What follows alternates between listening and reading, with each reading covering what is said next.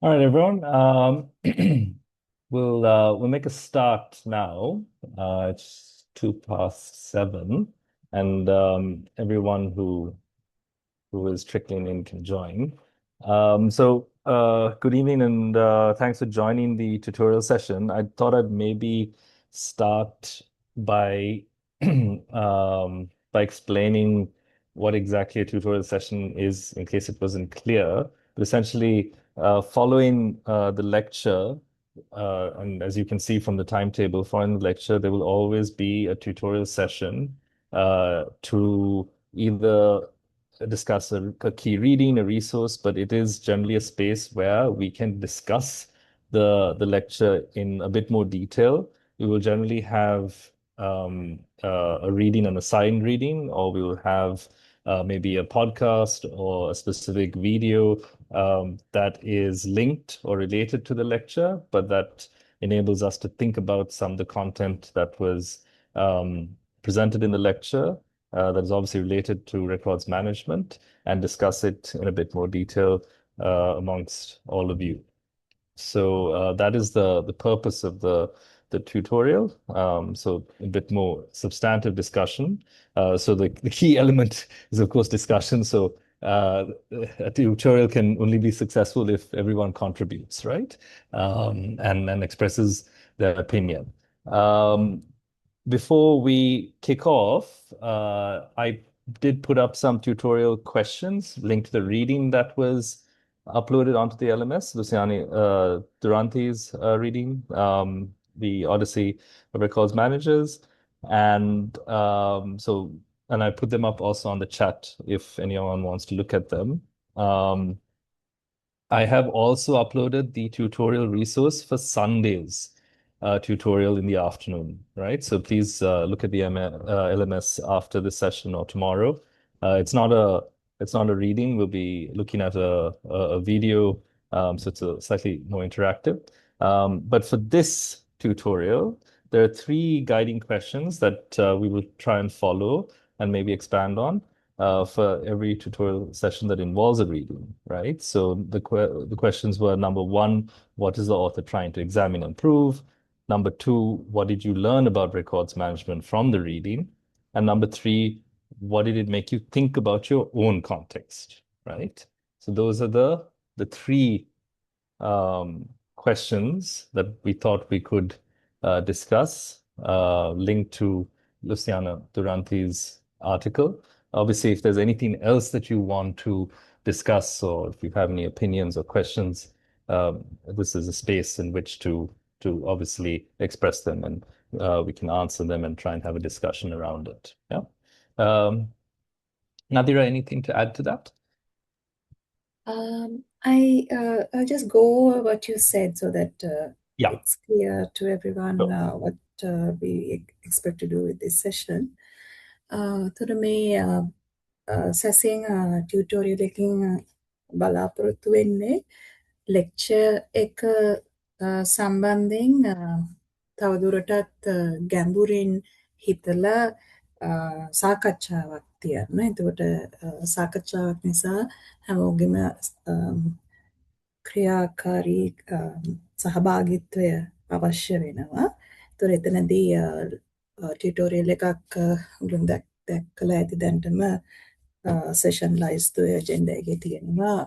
හැම ලෙක්චර් එකකින් පස්සේ ටියුටෝරියල් එකක් තියෙනවා. ඒතකොට එතනදී සයින් රීඩින් එකක්, ඒ කියන්නේ මේ වගේ ලියවිල්ලක් නැත්නම් මොකක් හරි අහන්න පොඩ්කාස්ට් එකක් හරි පොඩි වීඩියෝ එකක් වගේ දෙයක් තමයි පදනම් කරගෙන ඒ සාකච්ඡාව කරන්න බලාපොරොත්තු වෙන්නේ. ඉරිදා හවස ටියුටෝරියල් එකක් තියෙනවා උදේ ලෙක්චර් එක සම්බන්ධයෙන්. ඒකට තියෙන මේ වීඩියෝ එක දැන්ටමත් LMS එකේ දාලා තියෙනවා. මේ ආටිකල් එක සම්බන්ධයෙන් ප්‍රශ්න 3ක් ඔබට දැක්ලා තියෙනවා chat එකේ. ඒ ප්‍රශ්න 3 හරහා අපිට සාකච්ඡාව පටන් ගන්න පුළුවන්. හැබැයි ඊටත් අමතරව මොන හරි ඒ ගැන කියන්න තියෙනවා නම්, කතා කරගන්න තියෙනවා නම් අපිට ඒක කවර් කරගන්න පුළුවන්. ඒතකොට ප්‍රශ්න 3 මූලික වශයෙන්ම තියෙන්නේ මොකද්ද කතුවරයා කරන්න බලාපොරොත්තු වෙන්නේ මේ ලිපියෙන් මොකක්ද එයා පරීක්ෂා කරන්න මොකක්ද එයා ඔප්පු කරන්න හදන්නේ කියන එක. එතකොට ඒකෙන් දෙවෙනි ප්‍රශ්නේ තමයි ඔබ මොකක්ද ඉගෙන ගන්නේ ලේඛන කළමනාකරණය සම්බන්ධයෙන් ලියවිල්ලේ සහ තමන් ඉන්න සන්දර්භය තුළ මොකද්ද උන්ට හිතෙන්නේ මොකක් හරි යමක් එනවද ඒකෙන් ඩියුරන්ට්ගේ ලිපිය කියවීමෙන් ඒ විදිහට සාකච්ඡාව ගෙනියන්න තමයි බලාපොරොත්තු වෙන්නේ.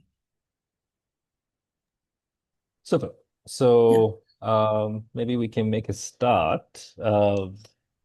Is anyone who wants to maybe talk about the article first, address a question? Maybe the first question, what is the author trying to examine and prove?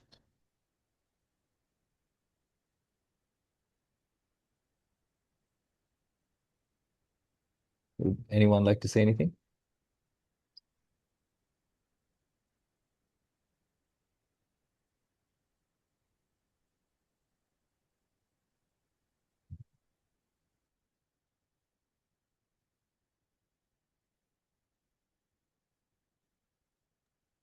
Or say anything about the article at all?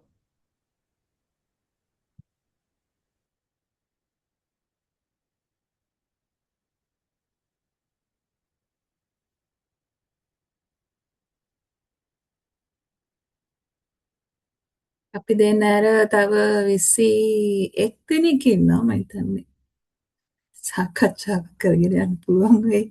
කවුරු හරි start එකක් දුන්නොත්.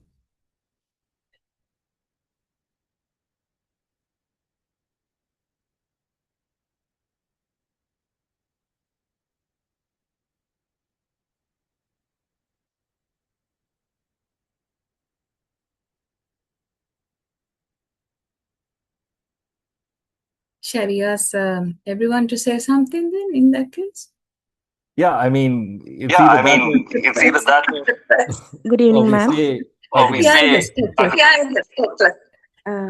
Madam, Yeah. so this article, as I understand, it says the record management is one of the oldest profession in the history, the world history, because she explains it from how the profession was developed and how the record management expands from the Roman Empire.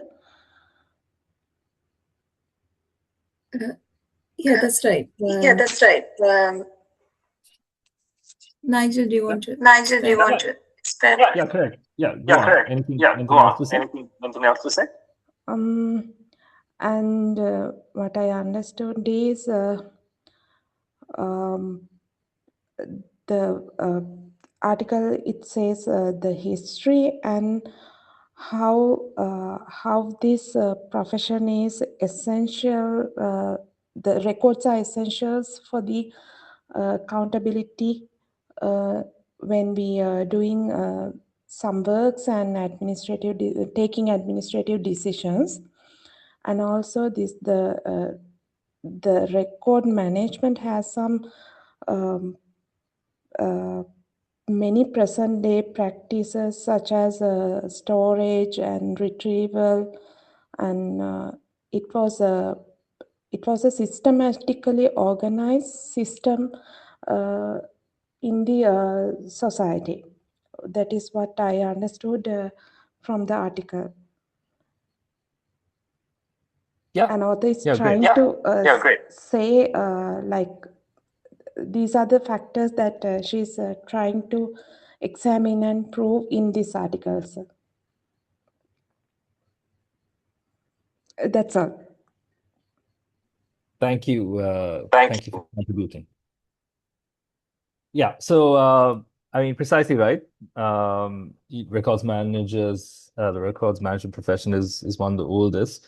I think one thing important that Duranti states is that, and what she's careful about trying to avoid is trying to, when she's looking at the more ancient practices and in sort of ancient histories, she's careful not to take the records management or records manager label and put it on those officials, right? Because obviously, the title of records manager and records management as a field didn't exist in sort of the ancient world. But what she's trying to do is to establish all of these practices, these functions, and what was done in various civilizations, right? And how there is a common thread, right? And a lot of the practices that you see today, there is this history that can be traced back in terms of how records were kept, but more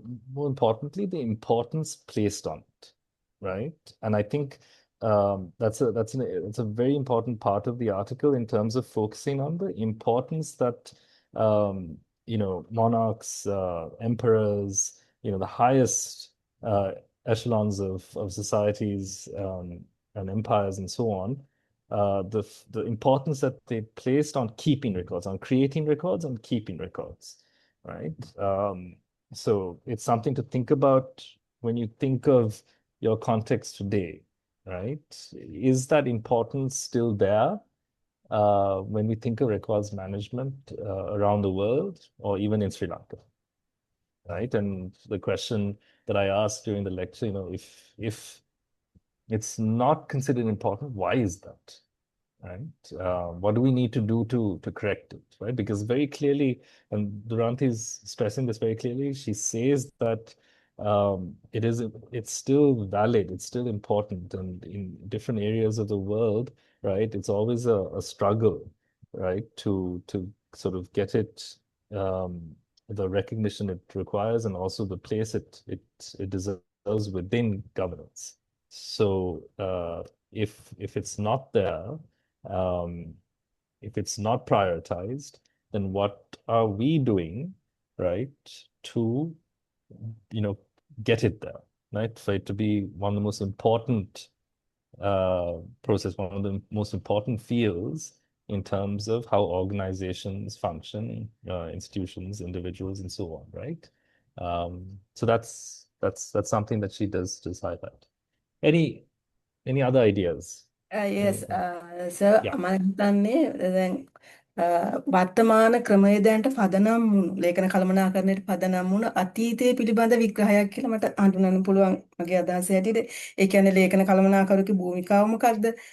ඒ ලේඛන කළමනාකරුක මොනවද මොන වගේ කාර්යභාරයක්ද ඉෂ්ට කරේ, මොන වගේ ලේඛන සම්බන්ධවද අවධානය යොමු කරේ කියන එක වගේම මධ්‍යතන නූතන යුගය හරහා මේ දක්වා මේ අදට බලපාන ලේඛන කළමනාකරණය පිළිබඳ සවිස්තරාත්මක විස්තරයක් කියලා මට හඳුනන්න පුළුවන්.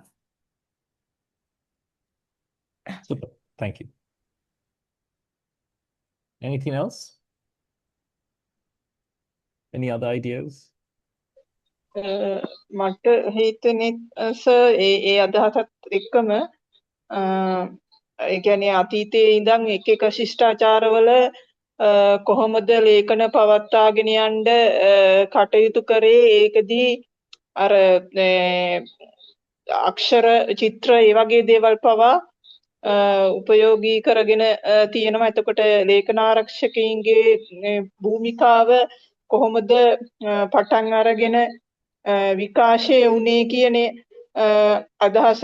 එතකොට ලේඛනාගාරය කියන කාර්යාලයක් වගේ දෙයක් ඇති වෙන්න හේතු වෙච්ච පසුබිම කොහොමද ඇති වුණේ කියන එක එදා ඉඳන් මේ දක්වා එක ශිෂ්ටාචාරවල වර්ධනය වී එලා ආපු ආකාරය පෙන්눔 කරනවා කියන එක තමයි මට තේරුනේ. Super. Thank you.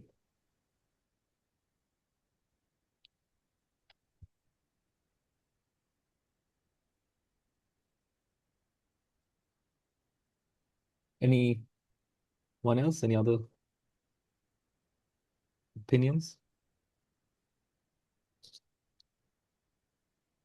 සර් මට හිතෙන්නේ මේක ගොඩක් පරණ ගෞරවනීය වෘත්තියක් කියලා තමයි මට හිතෙන්නේ. මොකෝ ලේඛන කළමනාකරණය දැන් මම පරණ ලේඛන ගොඩක් වැඩ කරලා තියෙනවා. එතකොට ඒගොල්ලොන්ගේ ඉස්සර දැන් අපිට ඩයරි එකක් දැන් රජයෙන් හැමෝටම දෙනවා. ඒ වුණාට ඉස්සර ලේඛන ඒ කියන්නේ ඉස්සර ඒවා කරපු අය ලියලා තියෙන ඒගොල්ලන්ගේ තොරතුරු මම සමහර අයගේ දැකලා තියෙනවා.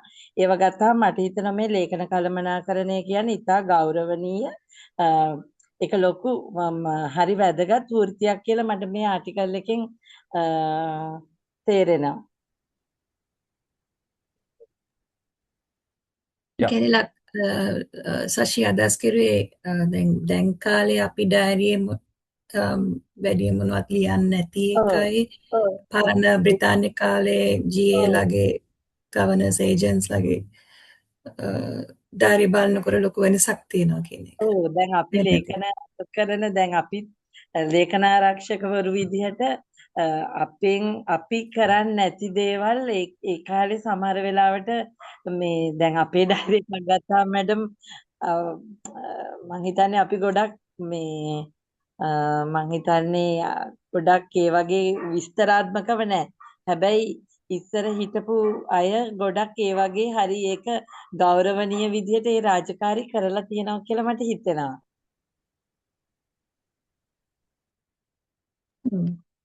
Thank you. I guess another one question to ask in response to that is what are the consequences of not creating records in the same way or to that kind of detail and stand?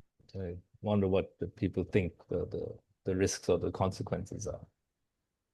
Yeah, exactly. එතකොට දැන් අපි එහෙම මේ විස්තරාත්මකව අපි වාර්තාගත කෙරුවේ නැත්නම් එතකොට මොන වගේ ප්‍රතිවිපාක ඇති වෙන්න පුළුවන්ද කියලා හිතනවාද? ඒ ගැන අදහසක් තියෙනවද? දැන් අපි ඩයරි වුණත් අපි ලියාගත්තේ නැත්නම් අපිට නිකන් හම්බෙන ඩයරි වුණත් එහෙම ලියාගත්තේ නැතිකොට වාර්තාගත කෙරුවේ නැතිකොට මොන වගේ ප්‍රතිවිපාක ඇති වෙන්න පුළුවන්ද? මම හිතන්නේ මේ ලිපියේ තියෙනවා අර කාලෙන් කාලෙට සමහර වෙලාවට ලේඛන කළමනාකරණය ඒ එක් තැන්වල අඩපණ වෙනවා. සමහර තැන්වල හොඳටම කරගෙන යනවා ඊට පස්සේ ඒක බහිනවා. ආයි නැగిලා එනවා ශක්තිමත් රාජ්‍යයක් එනකොට ආයි නැగిලා එනවා. ඒක අර මේ එයා දියුරන්තිත් කියනවා එයා ඒක ගත්තේ දැන් ලොකු කාල පරාසයක් අරගෙන තමයි මේ පිටු කීපය ලියලා තියෙන්නේ. ඒ වුණාට එයා අර උච්චතම අවස්ථාවන් කීපයක් අරගෙන තමයි මේක ලියලා තියෙන්නේ කියන එකත් එයාමත් පිළිගන්නවා. හැබැයි එහෙම ups and downs තියෙනවා. එතකොට ඒක ඇත්තටම අපි දැකලා තියෙන සමහර නිලධාරියානුවත් වෙනස් වෙනවා.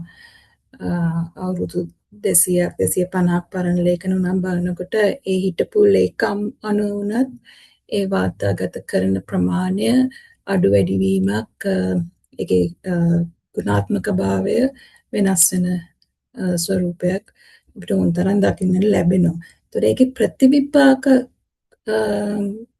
මොන වගේ වෙයිද කියලා අදහසක් තියෙනවද?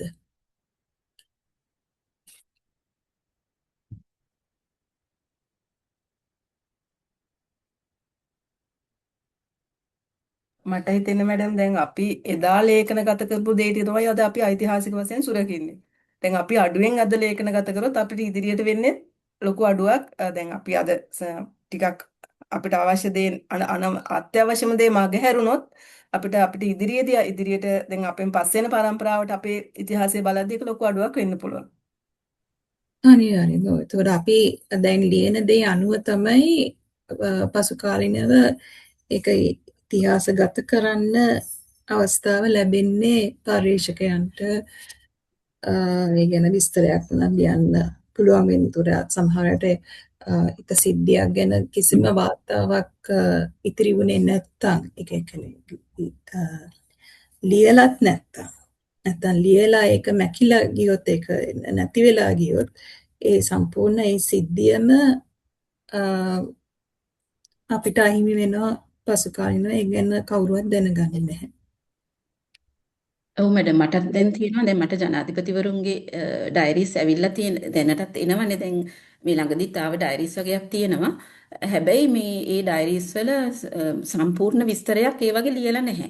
ඒ කියන්නේ මොනවා හරි මීටින් එකකට ගියොත් ඒකේ වෙලාව දාලා ඒ මීටිමට ගියා කියලා විතරයි තියෙන්නේ. එතනින් එහාට මොකද්ද කවුද සම්බන්ධ වුනේ ඒ වගේ විස්තර මුකුත්ම නැහැ. ඒතර අවුරුදු 10ක් හිටපු ජනාධිපතිවරයෙක්ගේ ඩයරිස් අවුරුදු 10ෙම අපිට ගෙනල්ලා දුන්නත් ඒකෙන් අපිට මේ ඓතිහාසික තොරතුරු මුකුත්ම මේ ගන්න විදිහක් නැහැ. ඒගොල්ලෝ ඒක හරියට ලියලා නැති නිසා.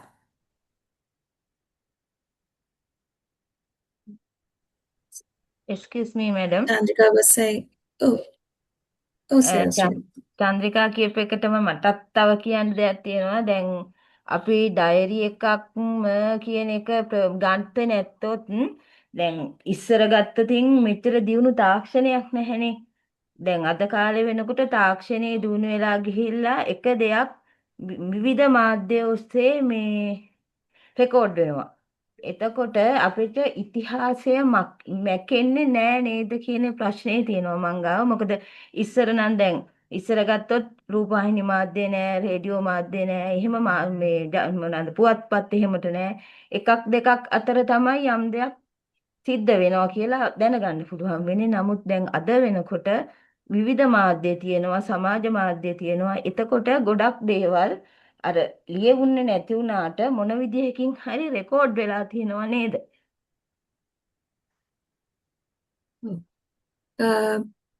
Nigel, so Chandrika was talking about the diaries that have come very recently from the president's office and that they are virtually empty.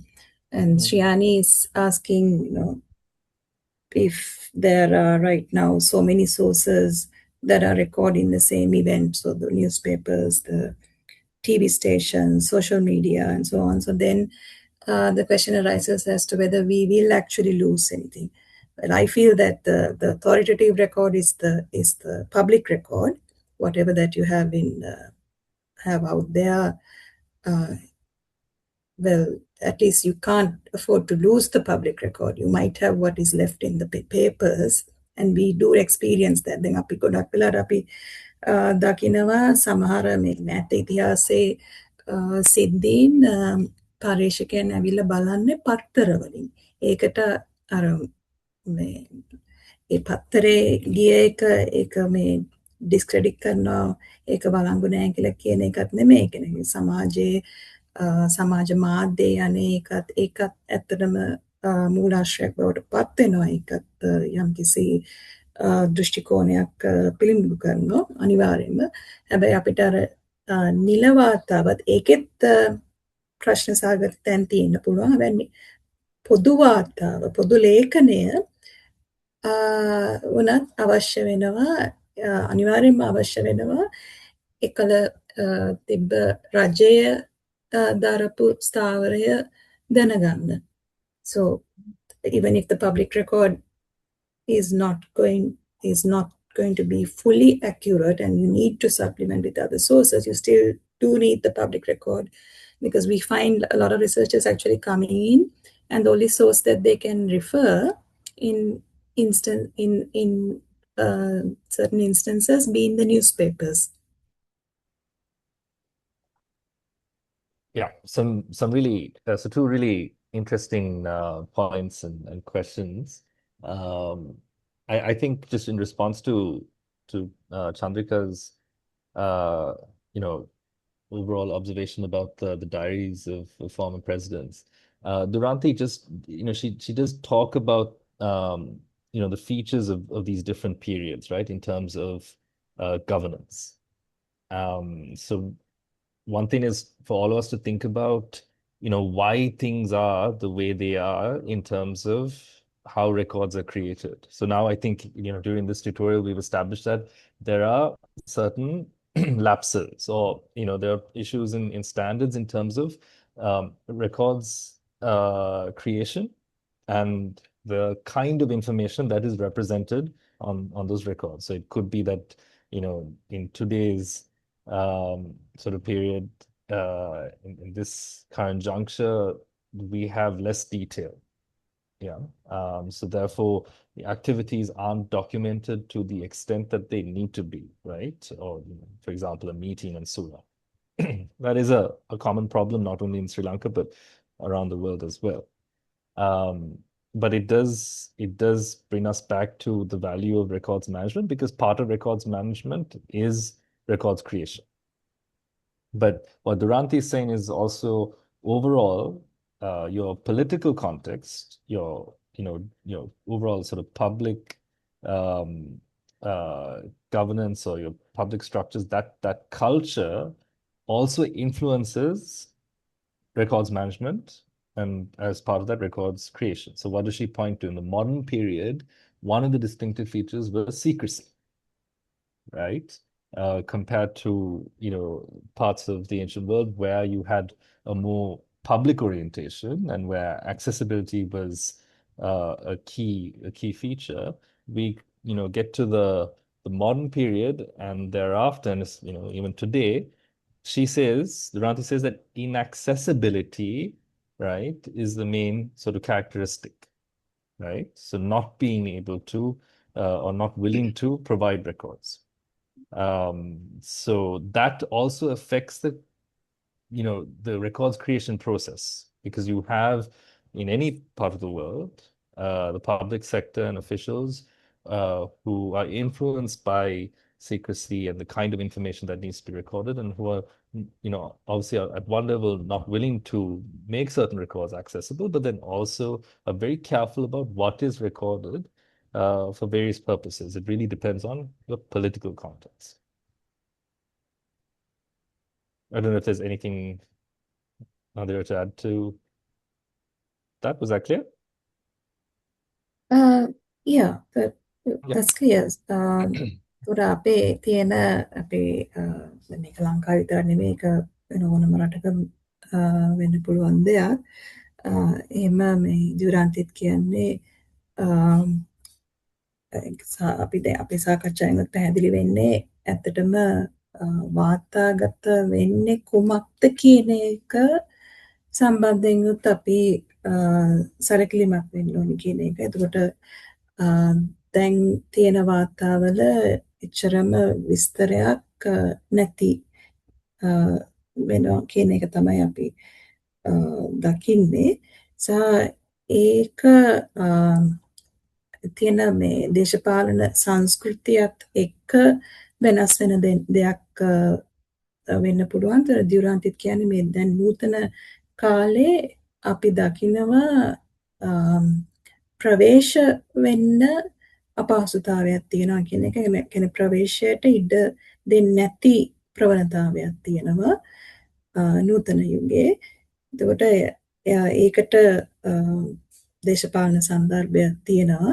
එතකොට අපිත් ඇත්තට මේක හොඳටම අත්විඳිනවා. සමහරවිට දැන් ලේඛනාගාරයට ලේඛන පවරනකොට මම ආයතනයේ නම එහෙම කියන්නේ නැහැ. මේක ඇත්තට මේක මේ මෑතකදී එක ආයතනයක් එක්ක විතරක් වුණාට ඒක ඇත්තටම අපි පොදුවේ දකින දෙයක් තමයි. අපේ ලේඛනේ පැවරුවට ඒ සම්බන්ධව ඒ ආයතනයේ පවත්වාගෙන යන සුචිය පැවරීමට අකමැත්තක් දක්වනවා. එතකොට මේ සුචිය මගින් තමයි ඇත්තටම ලේඛනයට ප්‍රවේශ වීමේ හැකියාව තීරණය වෙන්නේ. සහ ඒ වගේම ලේඛනයේ ආරක්ෂාව වෙනුවෙන් වුණත් සුචිය විතාමත්ම වැදගත් වෙනවා.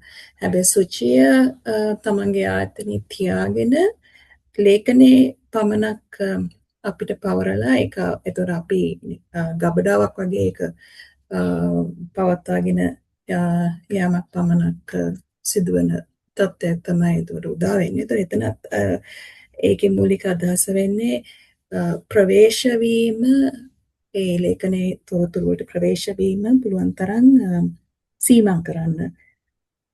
So I was explaining that very recently with a certain institution, and I'm sure this is something that will come up in the future as well, and it has come up in the past once, where we have experienced that the institution does not want to give us the inventory.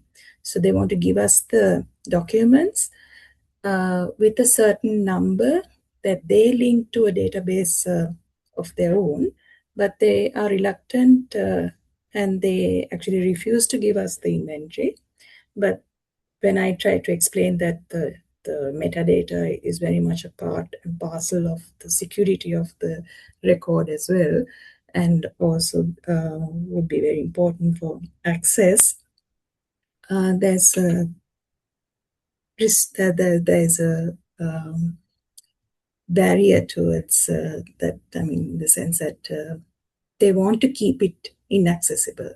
That is their primary intention. Yeah. And yeah, so I mean, this all has a political context, right? At the end of the day, there are conditions which allow for this kind of behavior. But it's also that we need to try and change as records managers. It's obviously learning and understanding what needs to be done. But when you have to apply systematic records management, right? Yeah. You will find that your orientation. ඔව් මං ගත්තා. මං දැන් lecture එකේ ඉන්නේ කමක් නැහැ. මේ අර මං අර ප්‍රශ්නේ කතා කරන්න තමයි ගත්තේ. අර I think Sriyani, you have to mute yourself. Sriyani? ඔව්.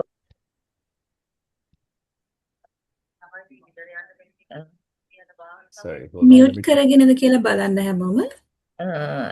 Try and mute Sriyani. ඔව් එහෙම කරමු. මමත් Can ඉන්නේ you mute? ලෙක්චර් එකේ. අද ලෙක්චර් එකක් යනවනේ. 9ට විතර මං ගන්නම් කෝල් එකක් එහෙනම්. හරි මිස් හරි. හරි. Okay, let's start.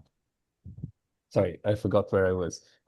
Yeah, but no, the idea is when you learn systematic records management, being able to these risks and these issues of trying to hide things and not transfer things, it becomes very difficult to do because at one level you have the responsibilities of the profession, all of these processes that you have to implement, right? And the idea is that there's integration with standards, that you're, as a public authority, you're implementing a records management program for very specific objectives. And, as we go along, you'll understand these different models and processes, right? With a view to deciding, right, what needs to be preserved and, what is required for your organization, but then fundamentally, what needs to be transferred to the National Archives. But then there are very, very specific documentation requirements and so on. So that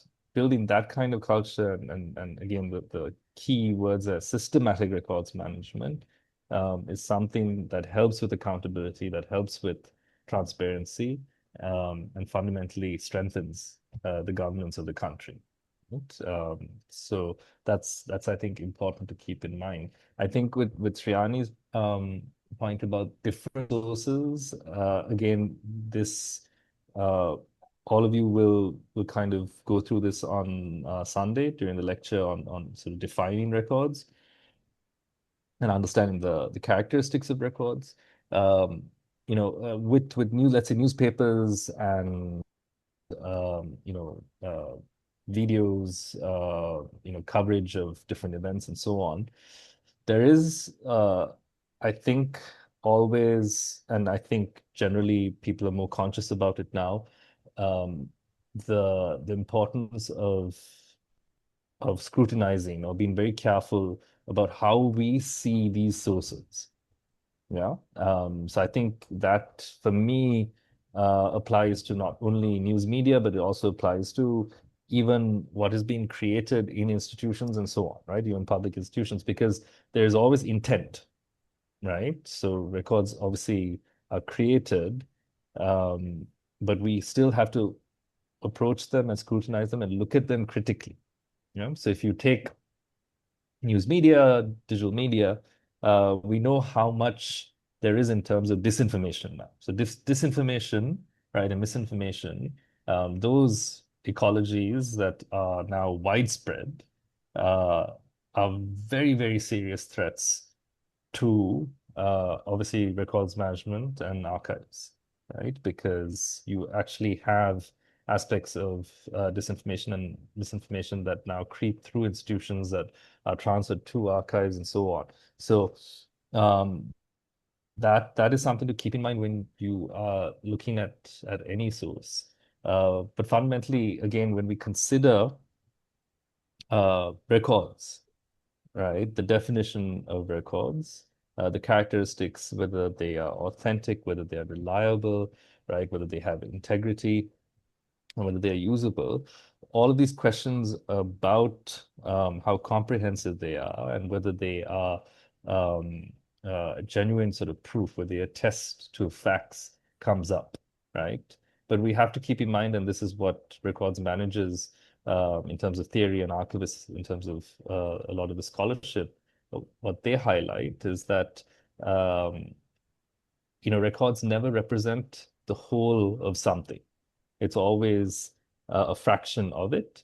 Um, our job is to try and collect and preserve as much as possible to understand a particular function or activity as comprehensively as possible.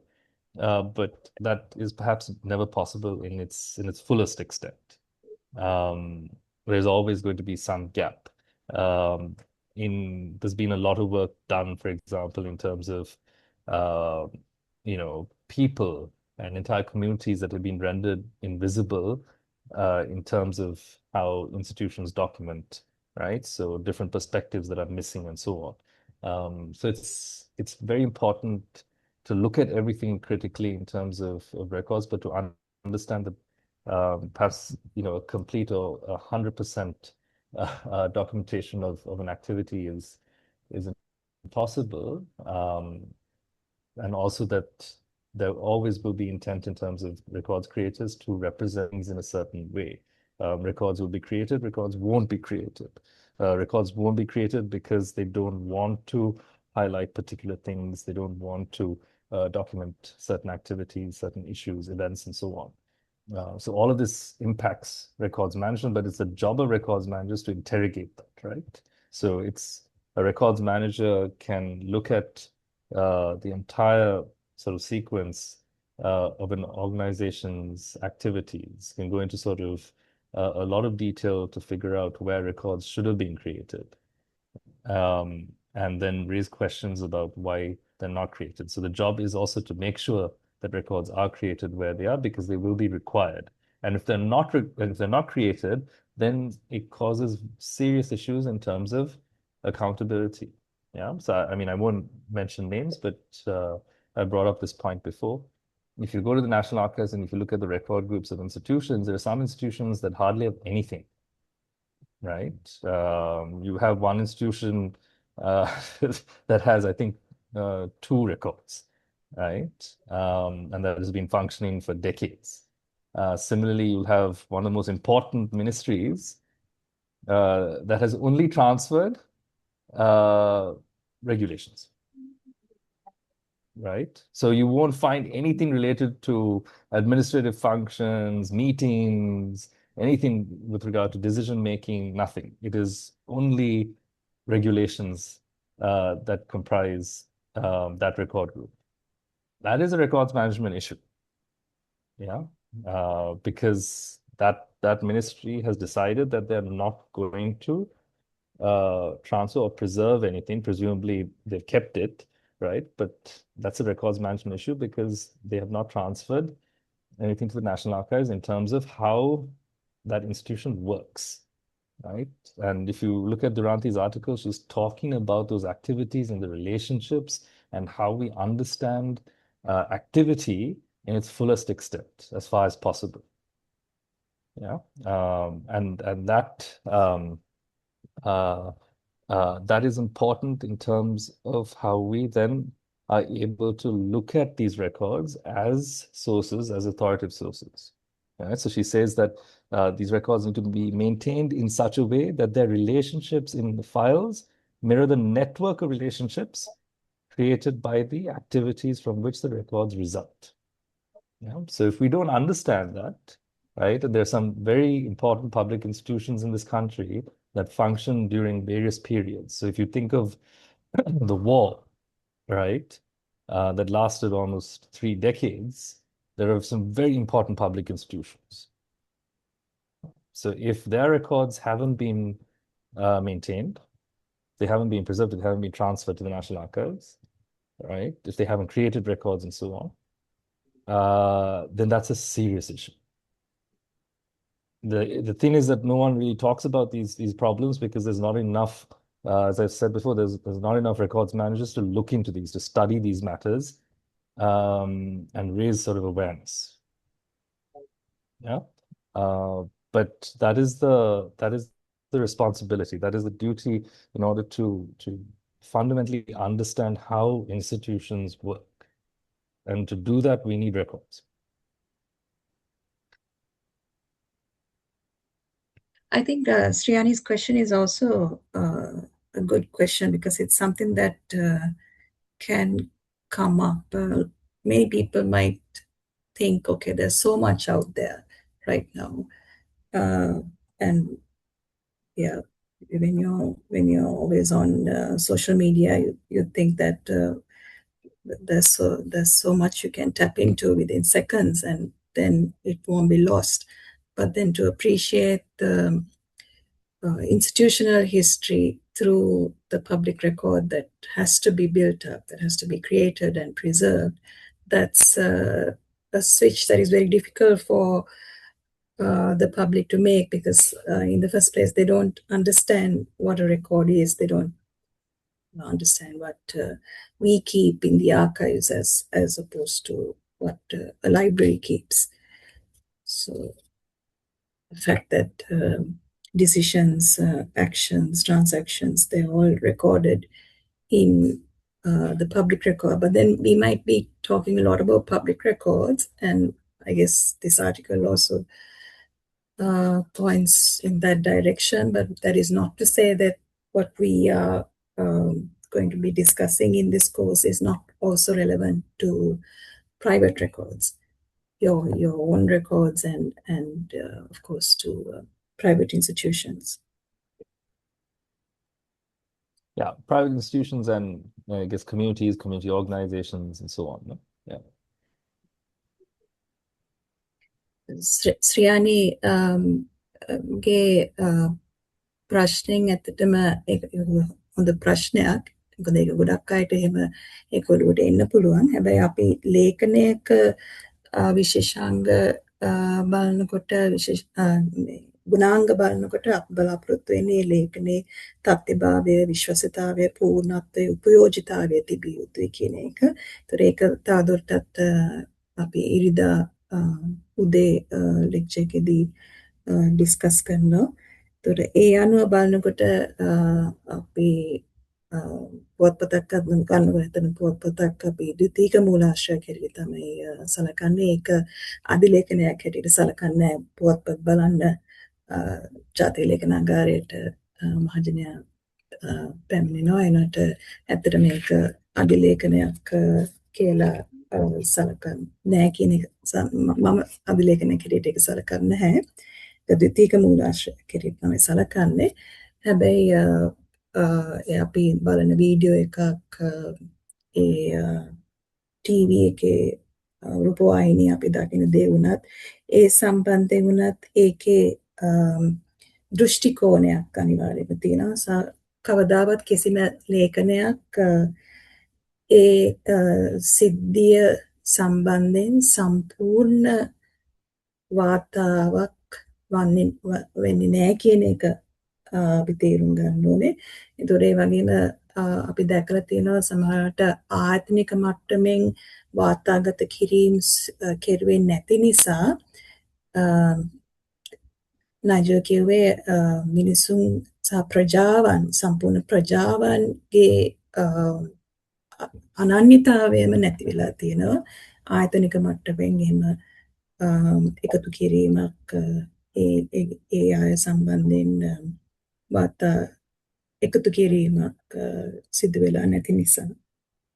වාර්තාගත කිරීමකුත් සිදු වෙලා නැති නිසා. හැබැයි 100% කිසිම දෙයක් වාර්තාගත කරන්න, ඒ සම්පූර්ණ චිත්‍රය වාර්තාගත කරන්න අවස්ථාවක් අපිට ලැබෙන්නේ නැහැ. ඒක වීඩියෝ එකක් ගත්තත් වීඩියෝ එකත් ඒ යම්කිසි දෘෂ්ටි කෝණයකින් යම්කිසි ඇන්ගල් එකකින් තමයි එක්තරා තැනකින් තමයි ඒක ගන්නෙ. ඒ ගැනත් අපිට තවදුරටත් සාකච්ඡා කරන්න අවස්ථාව ලැබෙයි. One of the actually again linked to that question, one thing that's interesting is also, part of records management is obviously capturing these records into systems, classifying, being able to contextualize them. The problem with the world that we're living in today is because of the volume of material that is created. Um, if you think about all of the news sources in Sri Lanka, right? Everything that is being created on sort of social media and so on, it's put out there. The issue of retrievability is a very, very serious problem. So if you take newspapers, you might be able to search through it digitally now, to a certain extent. But the volume of video material that is put out there is massive. So generally, for example, if you're doing research or you want to understand an event, you would go to the archives of various newspapers or media houses, stations, and so on, networks. The issue is, from what I've sort of understood, is that it's very difficult to actually retrieve material. Yeah. So if I wanted to look at, let's say, the Aragale as a period, and I go to a certain TV station, and I say, I'm looking for a very specific thing that happened on this day, this particular event, and they might not be able to find it if their records are not classified properly, right? If there's no description. If they might say, we can give you everything related to the Aragale from this period to this period, right? And you have to look through it yourself. If they want to share it, even sometimes they won't share it. But the point is being able to actually retrieve something based on information request, if you don't have proper records management, right, is very, very difficult. Yeah. So if you take, let's say, the BBC, right, in the UK, they have obviously an entire records management team. They have an entire archives facility, right? So if you go there, it's in this place called Perivale in the UK. It's an entire facility where all of their material from basically all the programming material, all the various programs, TV programs that they had, the news, from way, I don't know how far it extends, but everything is there. It's stored in this facility, right? So if you need anything, you can go and make a request, and researchers can try and locate it. But everything has been classified. Everything has been cataloged. Yeah. So if you look at that in Sri Lanka, you'd be if everything exists, even I assume a lot of it is being lost in terms of early digital material, right? If you look at, I don't know, a lot of maybe early 2000s, I don't know, in the 90s, maybe we had tapes. I don't know if those have survived, if they've digitized it, how they keeping it. We don't know what happens really in sort of the private sector. But that is also one issue. Like how do you actually find things? And that is also a records management issue, because if it's not properly described, if it's not properly classified, it's going to be very difficult to find it. And increasingly, what I've heard is, people who try and, let's say, get things from state media say that, well, some of it has already been destroyed or affected by floods and so on. The rest of it, they say they don't have, or they can't find it. That is, again, that's an issue with process. That's poor records management, affecting the ability of citizens or users to find material and use it.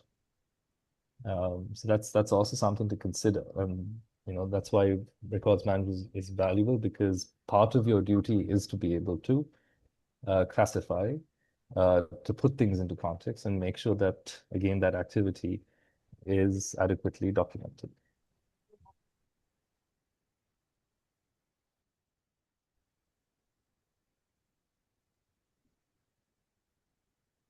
Anything to add? Further comments? Yeah, I think we've spoken for too long.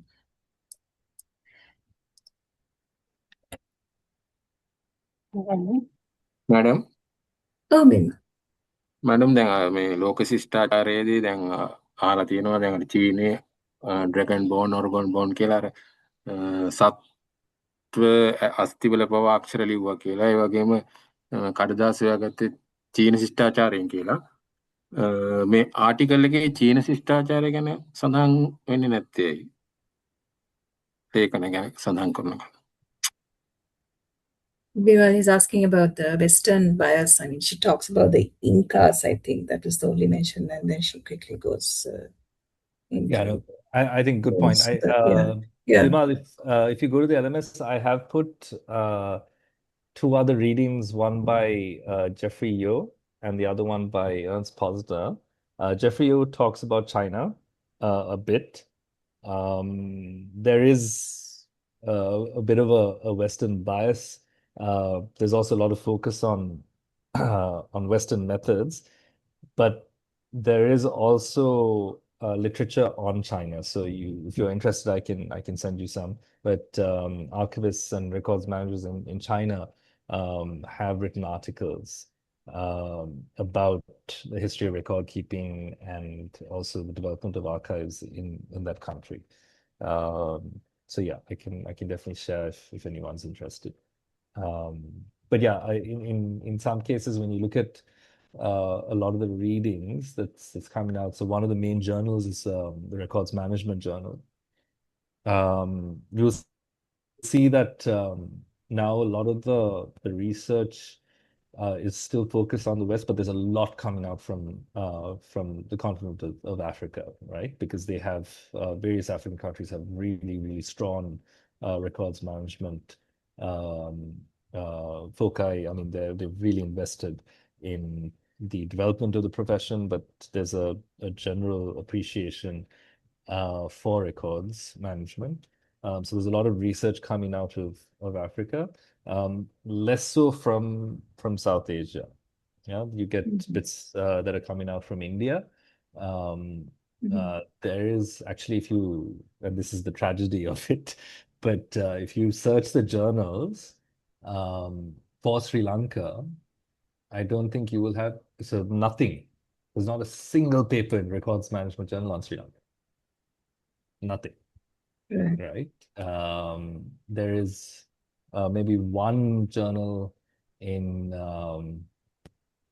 one of the archives journals in Canada, one article, but generally you won't find anything. But I mean, there's a reason for this, right? Just in terms of the fact that we haven't had a profession that's been able to look at it, look at the issues and actually contribute to scholarship from our perspective.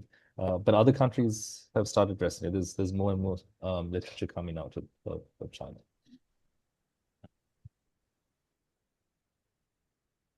Bimal, LMS එකේ තියෙනවා Geoffrey යෝගේ ආටිකල් එකකුයි පොස්නගේ ආටිකල් එකක්. Geoffrey යෝ චීනි ගැන පොඩ්ඩක් කතා කරනවා. Posner talks about what does he? I haven't. Has, I think, a bit on China, but again, it's mostly Middle East. Middle East. Yeah, mostly Middle East, ancient Rome, Greece, and so on. I think there's, if I'm not mistaken, there's a bit on China, but yeah, again, there's a very specific focus there. And in Africa, what do you think led to that development? අප්‍රිකාවේ ගොඩක් පර්යේෂණ දැන් එළියට එනවා කියන එක අපි දකිනවා. එහි ලේඛන සාදි ලේඛන කළමනාකරණය කියන වෘත්තීය දියුණු මට්ටමකට ඇවිල්ලා තියෙනවා. හැබැයි අපි දකුණු ආසියාව දෙය බැලුවොත් ඉන්දියාවේ පොඩි ප්‍රමාණයක් දකින්නට ලැබෙනවා න්‍යායාත්මකව ලේඛන සහ අධිලේඛන සහ ලේඛන කළමනාකරණය ගැන විද්වතුන් අතර කතාබහක් යම් මට්ටමකට දකින්න. හැබැයි ලංකාවෙන් කිසිම එහෙම පර්යේෂණාත්මක ලිපියක් දකින්නට ලැබෙන්නේ නැහැ ජාත්‍යන්තර සංග්‍රහවල. එකක විතරක් you said there was one in Canada which in relation to Sri Lanka. Yeah, Was one. it by a Sri Lankan or No, by a Canadian. by a Canadian on records management in Sri Lanka? No, on archives in Sri Lanka. Yeah. On archives in Sri Lanka. Okay. Yes. Right. Yes, yeah. No, interesting question about Africa. A few people have looked at this. I think James Lowry also writes about it. James Lowry is a scholar in archives and records management. There's a book called Integrity in Governance or Integrity in Government, which is a book in honor of Anne Thurston. So it's a series of essays. So there's a chapter on, I think, records management in Africa, and one of the reasons is education. Right. So they were able to look at instituting programs, educational programs in universities, which led to obviously the development of the profession. And now you have a lot of contributions to scholarship in general, right? From the continent. Earlier on, and this is very interesting with Sri Lanka, early on, there were lots of development-related programs, I think in the 80s and 90s, if I'm not mistaken, that Lowry talks about, related to, your multilateral institutions. And records management was a key focus in those programs. So as a result, you had international records managers, archivists, helping a lot of the countries develop records management expertise, but also functions and systems within government. So there was a lot more awareness raising, there was a lot more knowledge exchange, and so on. So that also contributed to the development of the profession, and then the appreciation of the value of records management in government, right? So the ability of records management to strengthen governance. So that was a kind of key theme in the 80s and 90s, and I think that's generally continued. So those are some of the factors, but if you look at a lot of African countries, most of the universities have records management and archives diplomas, and also master's programs. Yeah, so they're actively producing trained records managers and archivists who go into the workforce, who join institutions, who obviously continue to do research and so on. The reason why that hasn't happened in Sri Lanka is obviously something that we have to try and figure out. One of the issues is that we never had a specialized degree or education program for archives and records management, arguably. So that could be a reason why we don't have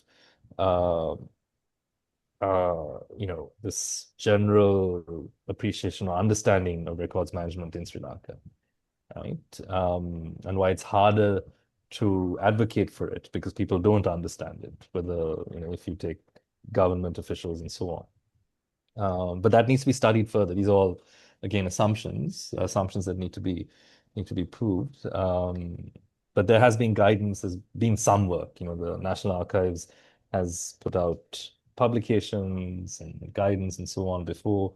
But it's something that wasn't done in this sort of organized way. And as a result, we don't have any contributions to make to the field, unfortunately, but that needs to change. Yeah, I think it was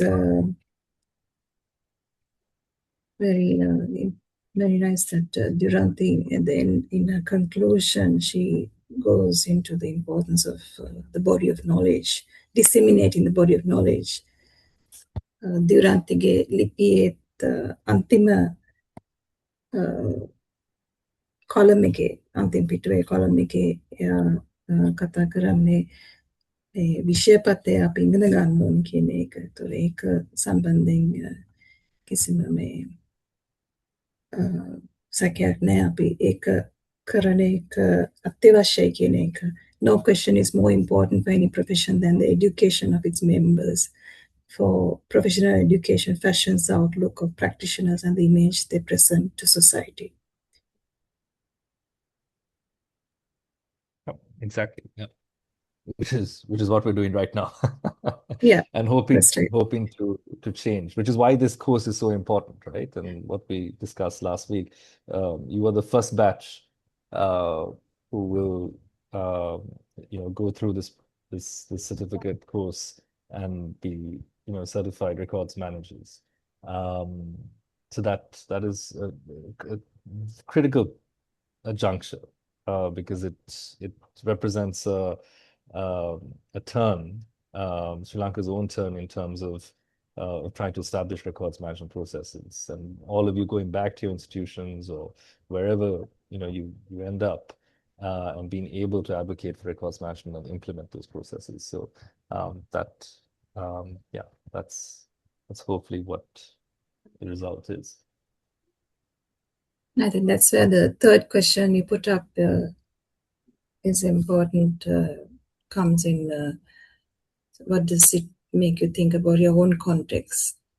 Yeah. තමන්ගේ ආයතනවල තමන් වැඩ කරන ඒ සන්දර්භය තුළ මේ ගැන අදහසක් තියෙනවද? දැන් අපි ඇත්තටම කතා කරන එක හාත්පසින්ම වෙනස් වෙන්න පුළුවන් තමන් ප්‍රැක්ටිකලි ප්‍රායෝගිකව මුහුණ දෙන වටපිටාව, කාර්යාල වටපිටාවට. ඒක ගැන යමක් නැවත සිතීමට ඔබ පුළුවන් වෙනවද?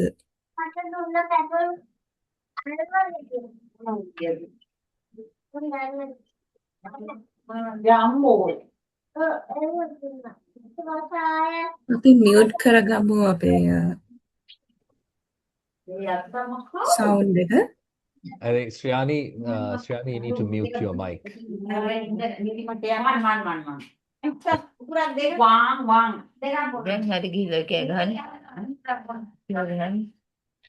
අපි මියුට් කරගමු අපේ මයික්‍රොෆෝන්ස්.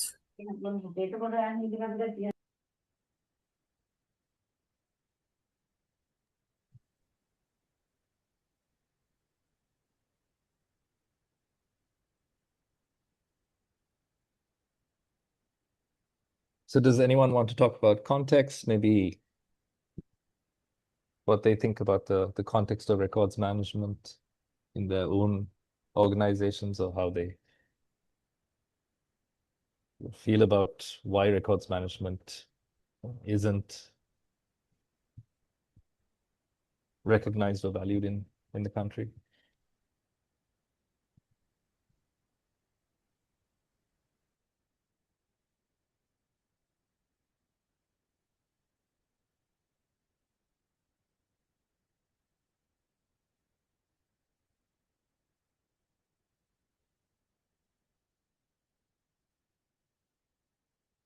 අපි හැමෝගෙම කතාන අහන්න කැමති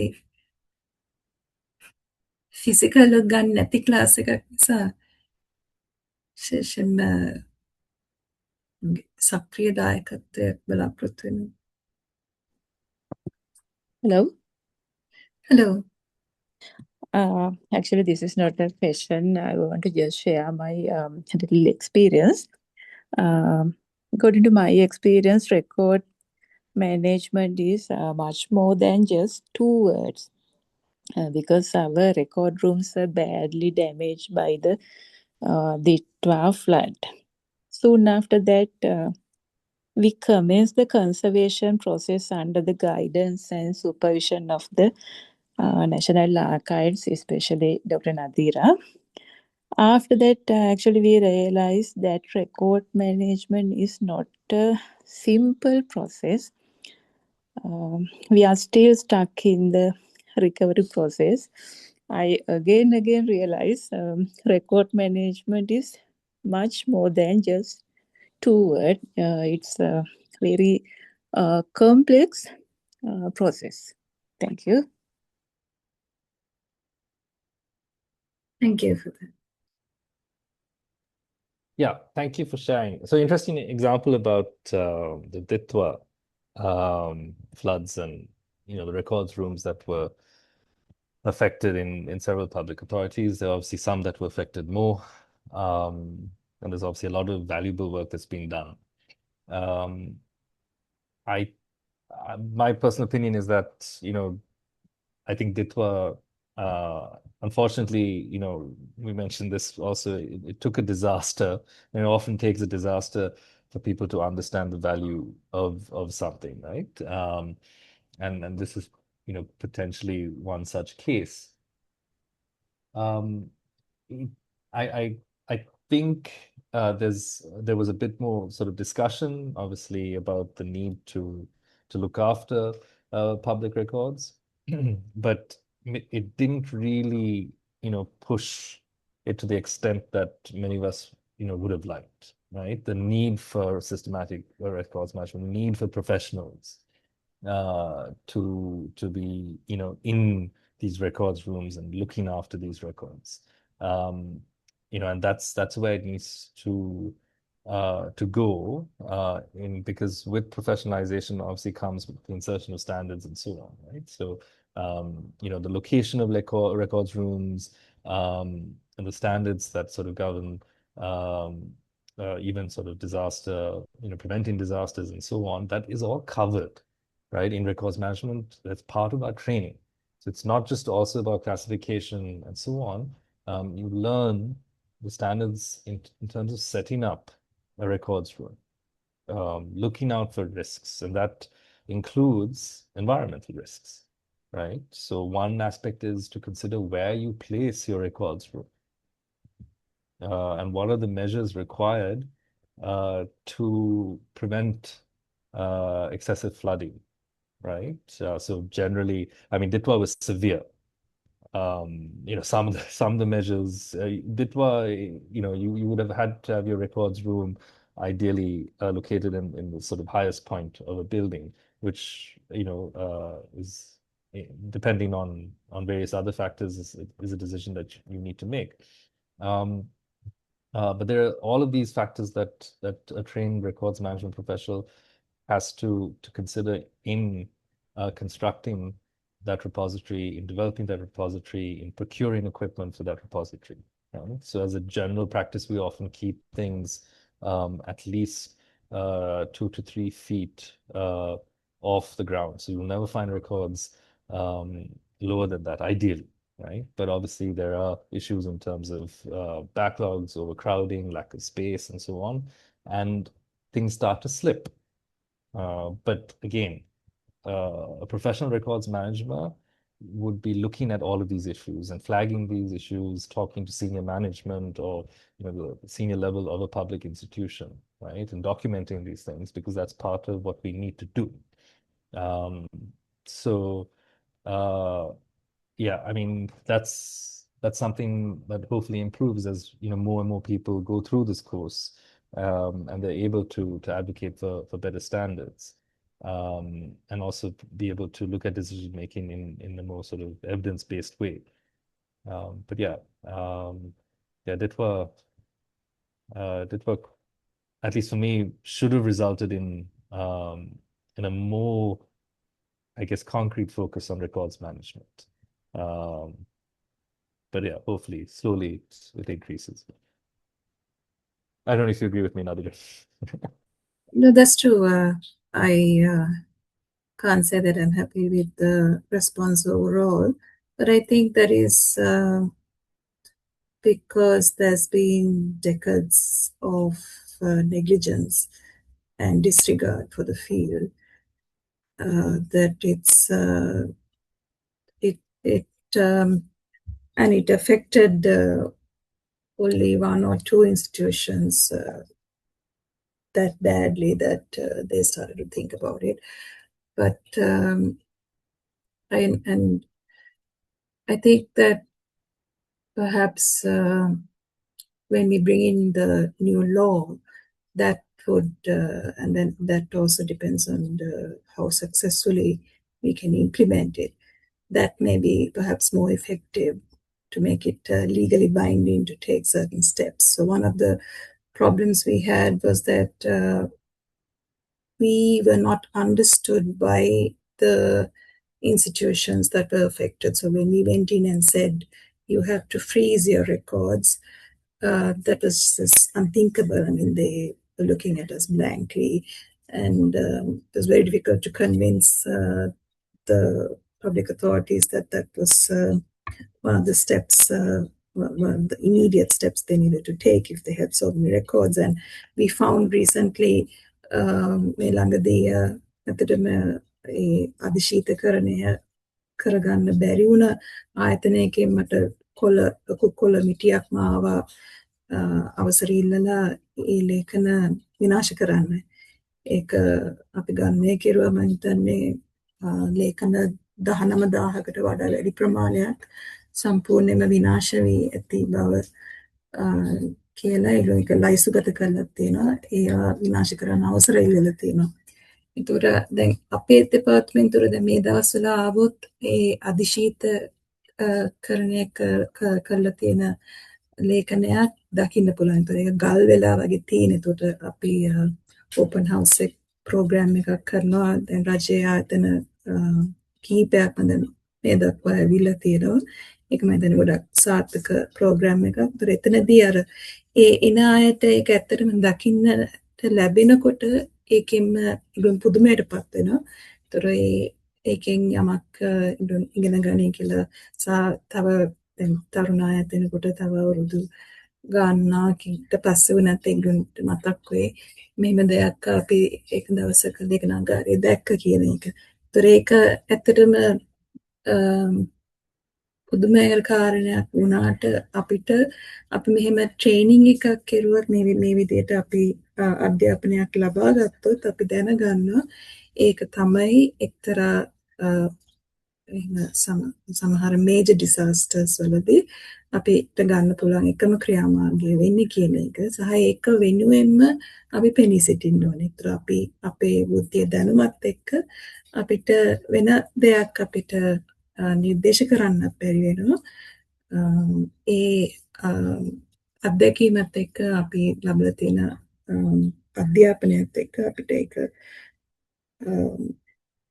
අනිවාර්යයෙන්ම නිර්දේශ කරන්න වෙනවා. ඒකෙන් ලෝකෙම තියෙන දැනුම එකතු කරගෙන තමයි අපි මේ ලියකියවිලි ලිපි පරීක්ෂණ ලිපි අපි කියවන්නේ. ඒතර ඒකෙන් ඉදිරියට ඒ කැපැසිටි බිල්ඩ් කරන්න අපි බලාපොරොත්තු වෙනවා. මම ඇත්තටම 2023ත් අපි විශ්ව ප්‍රකාශනයක් අධිලේඛන සම්බන්ධයෙන් අධිලේඛන පිළිබඳ විශ්ව ප්‍රකාශනයක් අත්සන් කෙරුවා. ඒක අන්තර්ජාතික අධිලේඛන කවුන්සිලේ ප්‍රකාශනය. ඒක අත්සන් කරන අවස්ථාවේදී උත්සවයේදී ඒක ඉදිරිපත් කරනකොට වෙල්කම් ස්පීච් එකේදී සාමාන්‍යයෙන් අධිලේඛන කළමනාකරණය සම්බන්ධයෙන් සහ ලේඛන කළමනාකරණය ගැන කතාවක් පවත්වන අවස්ථාවේදී මම කිව්වා ඊළඟ සුනාමිය එනකොට අපි ගාවට ඔබට පැමිණෙන්න සිදු වෙනවා කියන එක. අවුරුදු දෙකක් ගියේ නෑ. එහෙම මේ විදිහට සුනාමියටත් වඩා වැඩි යටිතල පහසුකම් සම්බන්ධයෙන් ව්‍යසනයක් ඇති කරපු ආපදා තත්ත්වයකට අපිට මුහුණ දෙන්න වුණා. ඒකත් මම කිව්වේ ඇත්තටම මම ලබලා තිබ්බ අත්දැකීමකින් නෙමෙයි මම කියවලා එහෙම ඒ විද්තුන්ගේ ලියකියවිලි කියවලා ලබාගත් දැනුමකින් තමයි මම ඒක කිව්වේ පැවසුවේ ඒ වෙලාවේ. එතකොට ඒක ඒ තිවුරන් තිවුණක් කියන්නේ ඒ විදිහට අපි දැනුම ලබා ගන්න ඕනේ කියලා ඒ වෘත්තීය ප්‍රොෆෙෂනලිසම් එක අපි ගොඩනගා ගන්න ඕනේ කියන එක.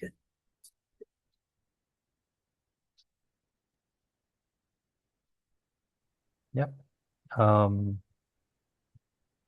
Any other comments about context?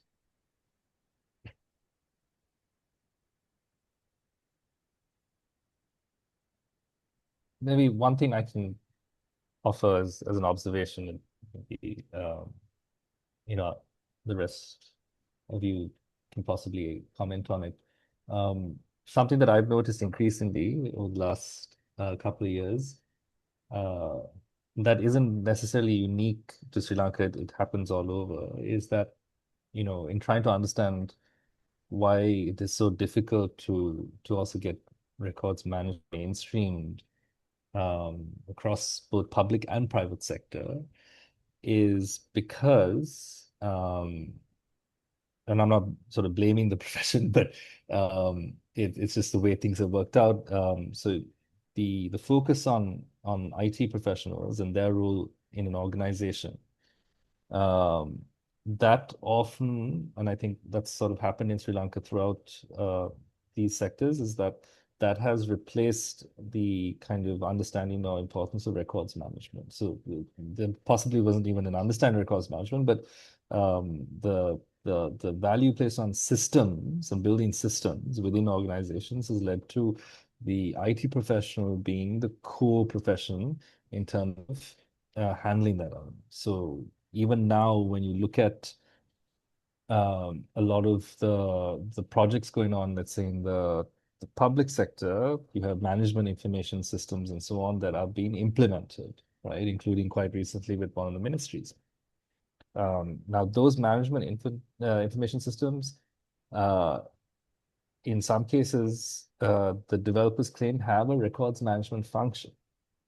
So the immediate question that should be raised is, are they compliant with records management standards? Because we have entire standards on records management systems. These are international standards.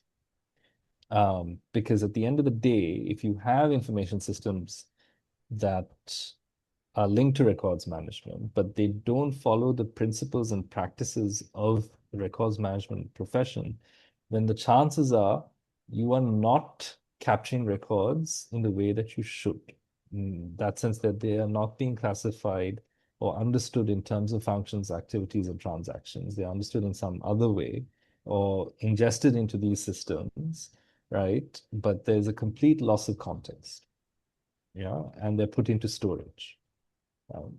So that is also a huge issue, which is why, we need to make sure that there is a lot more connection and more collaborative work that is done between records management and the IT profession, because IT professionals are not records managers. There's nothing in their training that stresses records management. It's not covered in that sort of specialized extent. Yeah. So a lot of people think, okay, technology, we implement a system and that solves all our problems. That is simply not the case. There are bad systems, right? There's a lot of bad systems. Most of you might experience these bad systems. Like today, I went to the bank in the morning, and immediately I understood that in terms of how they manage information and data, right? Whoever is handling their system isn't forward thinking, right? So there's no ability to reconcile, let's say, personal data like addresses and so on, identify discrepancies, right? Even though they would have your address on file, right? But they would be sending letters to a different address. So there's all sorts of, that's a basic example, but that involves systems. That's about how you use information and data in records, right? To improve your services. Yeah. So if you only look at things in terms of developing systems and not in terms of how records are kept and managed, and then how information and data can be leveraged from those records, right? So you're looking at an entire collaborative ecosystem.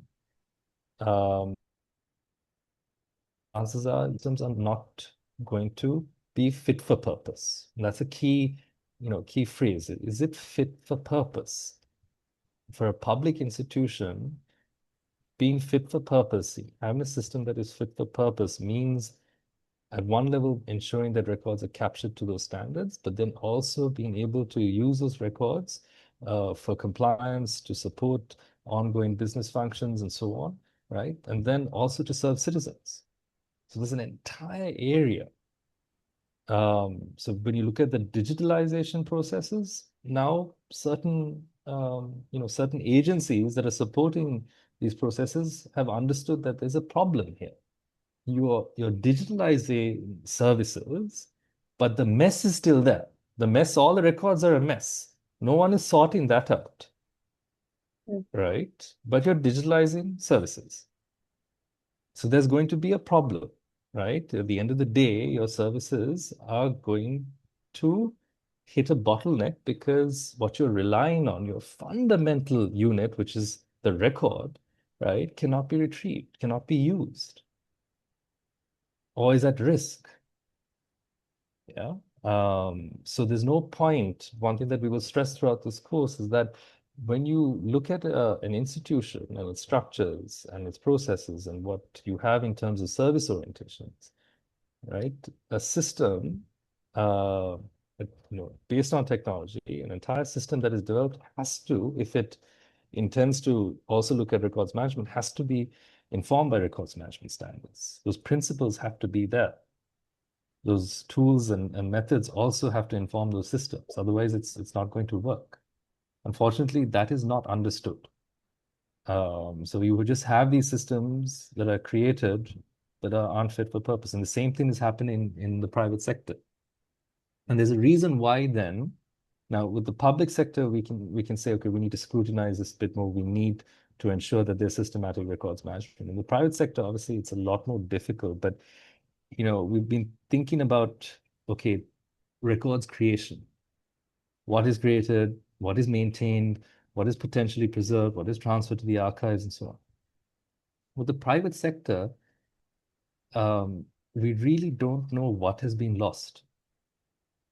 Well, we do know that in terms of archives, right, business archives, for example, there's next to nothing in the country. You compare this with the West, business archives are huge, right? You have entire institutions, big companies that have invested in their archives. They have records managers that are part of their institutions. They have archivists and so on. Even in India, Godrej, Tata, right? They all have records managers and archivists. So strong processes, a strong understanding, right, of the value of records and the value of archives. But here, if we want to understand the history of, let's say, tea, what are the archives? How many tea companies do we have? How many colonial tea companies, heritage companies do we have in this country?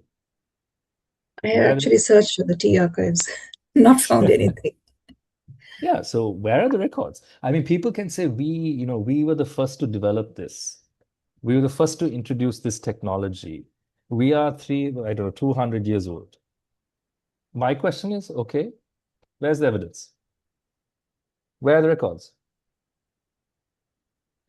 People have produced coffee table books and so on, but really, where are your records? Right? So, okay, history of tea, the archives of tea, the archives of manufacturing in this country. Where do you, let's say the garment industry, if someone is interested in the history of the garment industry, where are the archives? If you look at that, in terms of these sectors, manufacturing, whatever, tea, export, rubber, all of this, you'll find that trying to trace records and trying to actually understand where everything is, there's no orientation, there's no focus, there's no appreciation of it. I know that several of the larger companies, no need to mention them by name, a lot of these records have either been destroyed or they're kept in warehouses and they're just wasting away. There's no interest, right? So we're just losing records that relate to the histories of this country in different aspects. And the reason for that is that at the end of the day, you don't have records managers and archivists in the private sector who could say, wait, no, we need to change the way we're looking at this. We actually need to, implement records management programs. We need to have institutional archives. But that's not happening. So that also is something that, at least in trying to conceive of this course and looking at impact, that we hope, that'll happen, right? Where we then see not only records managers going into the public sector and gradually changing what happens there, but also into the private sector.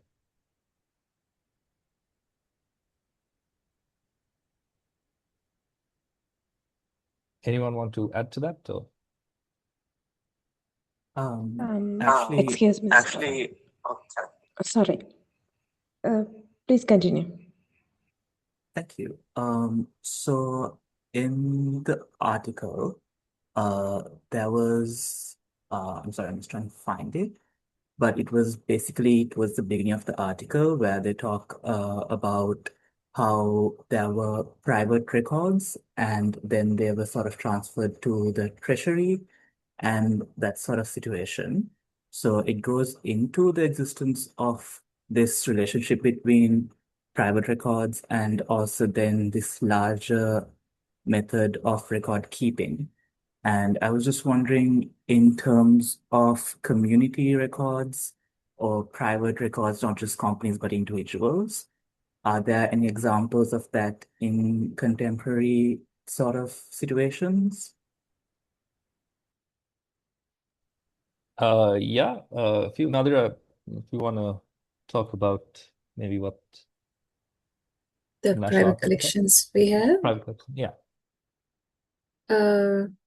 Yeah, so we have a mandate to take in private collections, and I think we have more than 300 groups right now. One of the most recent acquisitions was the records of the Ceylon Chamber of Commerce.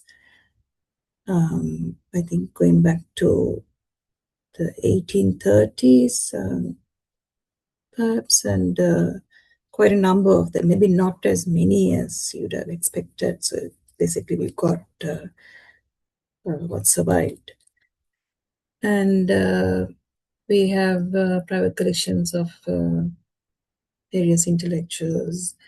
I don't think, though, that it is fully representative, because much of the time what we find is that when there is a request, or when there is somebody who is willing to hand over records as well, they are not able to process it themselves, and then we have to go in and do the processing for them. And then with the staff issues and also the demands on our services from the public sector, we find it difficult to respond. So even with the Ceylon Chamber of Commerce, what happened was they had somebody in-house who reached out to us and who was very keen to do the handover. So she personally took a big interest in it and did the listing and preparation of the records. She, in fact, digitized everything also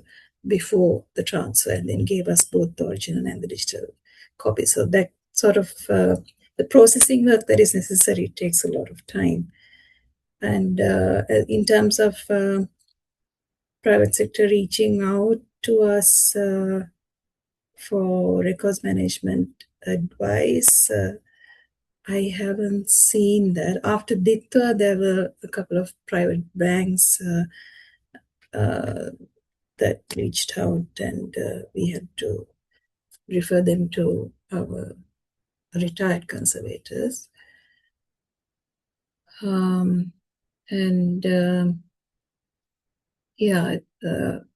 one of the problems that we face is that when people reach out to us, sometimes they can even get a little aggressive. So I experienced that even today. A certain institution called us, and so when I said that guidelines are on the website and they can be referred to and so on, most of the time the problem is so overwhelming. They are basically like drowning in records, old records, which are in the corridors, they're in sacks, in gunny bags, and they are facing audit problems also because they have not processed the records. They've not done the disposal as they should have. And then because it's so overwhelming, they feel that we should have an instant solution. That if you tell the archives will come in and just solve their problem, but it doesn't happen like that. I mean, when it's such a vast problem, and it's the same in so many institutions, and practically like all the institutions. I don't know any institution if it has got a proper record room. That's often also because they have just shoved all the older records into a garage or some storage or container, and they are maintaining the current records that they have, perhaps in a systematic way. But that doesn't mean that they've actually solved the problem. I'm not sure whether I answered the question, though. Maybe That if I was, sorry, Andrew. yeah, just to add to that. Yeah, I think so Duranti, she talks about private records in a couple of ways.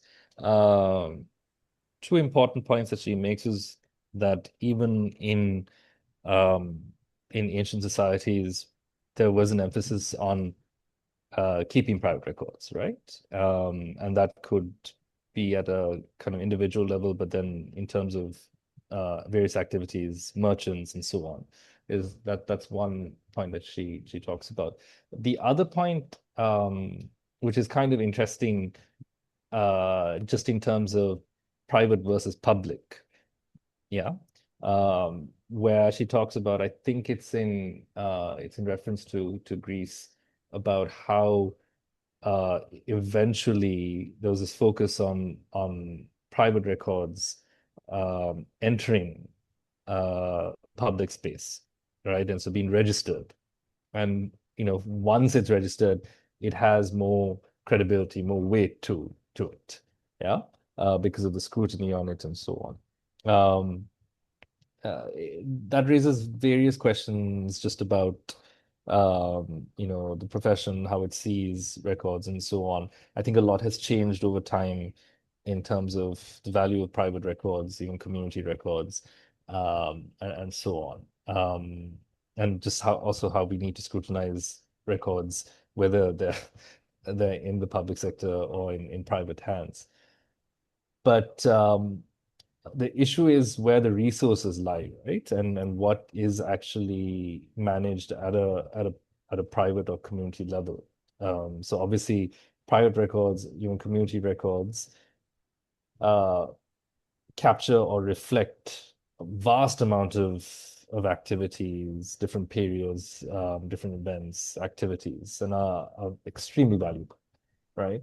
A number of, let's say, private collections that I worked on related to, let's say, families, where essentially records are witness to all sorts of, political turmoil, but also significant periods, adjacent events, and things that you wouldn't have otherwise had known about, but also complete or work towards completing your understanding of a particular period to a certain extent, right?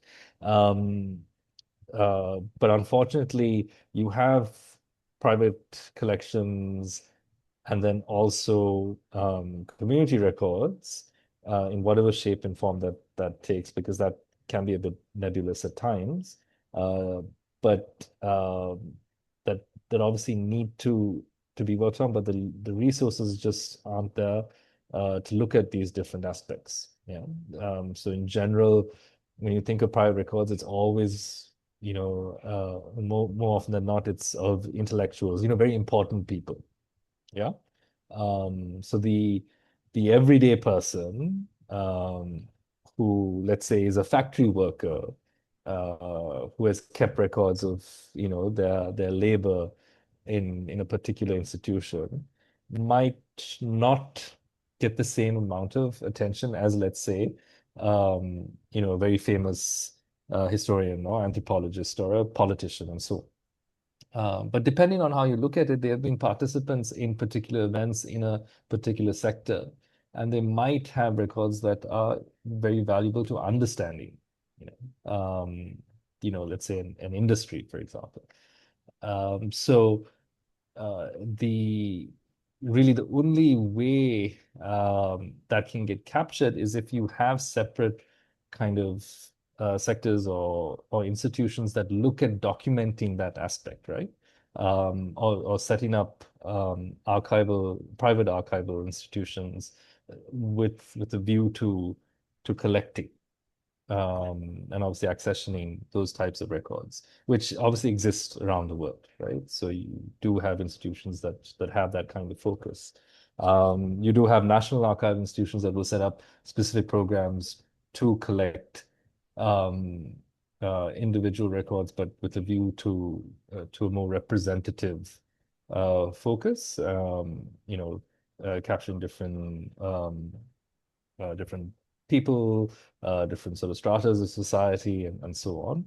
But then also different communities who are not represented in kind of official records or represented in a problematic way. When you think of, let's say, queer communities and so on. But again, it all boils down to orientation in terms of resources and setting up these spaces to be able to do the work. And inevitably you still need professionals. So there's a reason why we don't, again, have really sort of solid private institutions that are working on that aspect. There are one or two that maybe look at like architecture and so on. But in terms of the rigor process and being able to actually collect and manage to various standards is something that still requires professionals. So definitely important. It's just again a question of how we get there. I hope that answers your question.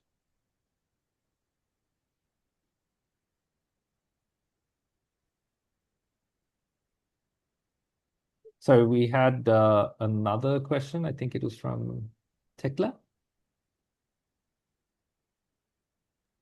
So actually, I want to share my experiences. I agree with your argument that I'm not criticizing my own employer or my workplace. I'm from T Research Institute, and I'll share a few experience with you. Actually, we are losing the records in our institute within the institute because of the I guess we are not keen on preserving or the providing these information, the passing these information to the future generations. But few context, I have to find out some specific person's contribution to the institute with the institutional record. So what I have done is I have gone through all the annual reports of the institute, which have a good collection and stored in our library. So actually, I see the differences between the annual report or the technical report we produce today, printed today, and published today, and the records they have mentioned in the content printed in the 1925 and 1970s, 80s. They have given all the political wise, social wise context, plus the research development during the institute, and even though the institutional changes, the positions, the scientists, and who have appointed to the director to the people who are gave their contribution as administrative persons in within the institute. But now actually we are lacking of information and we are losing of those information. I guess this is because of the knowledge we don't have in proper record management, sir. So actually I feel that I have to do something and I have to do some contribution to my institute to preserve and record or the manage of these documents. And I request Nadira madam, I guess I have to contact you, and I should have guidance of you both as well. Nice to hear, Tekla. Yeah, we are of course ready to help, and we have a first step that you can take, that is to start drafting the records disposal, retention and disposal schedule. That would be the first step. Right now, we are advising all institutions to start with that. Thank you, madam. Yeah. මට පොඩි ප්‍රශ්නයක් පොඩ්ඩක් කරගන්න පැහැදිලි කරගන්න තියෙනවා. මුළු නගරෙම ලේඛන කාර්යාලයක් ලෙස නාගරික ලේඛන කාර්යාල පැවැත්වීමේ අදහස නූතන යුරෝපයේ තාමත් දක්නට තියෙනවයි කියලා දුරන්තියේ ඒ කියලා තියෙන ප්‍රකාශය පොඩ්ඩක් ඒක පොඩ්ඩක් තව ටිකක් පැහැදිලි කරලා දෙන්න පුළුවන්ද කියලා. මුළු නගරයේම ලේඛන කාමරයක් කියලා මුළු නගරේම ලේඛන කාර්යාලය ලෙස නාගරික ලේඛන කාර්යාල පැවැත්වීමේ අදහස තවමත් නූතන යුරෝපයේ දක්නට ලැබෙනවා කියන අදහස. Jessica says that Duranti has indicated or said somewhere that the whole city is like a records room, and that is still there in modern day Europe. I think I remember that reference. I think she was talking about how the city, I think the records rooms within city states, if she wasn't talking about registries, but that the fact that that organization and the strong connection between, if it's not city states, maybe municipalities or local regions, they always had a records room or a place in which records were collected and worked on by officials.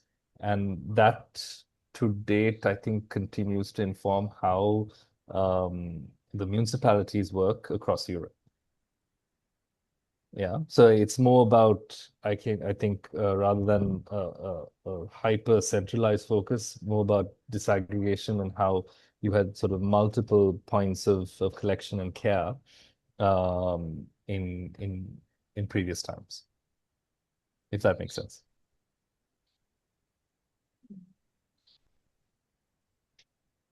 Is that clear, Lasika? Oh. Yeah? Okay.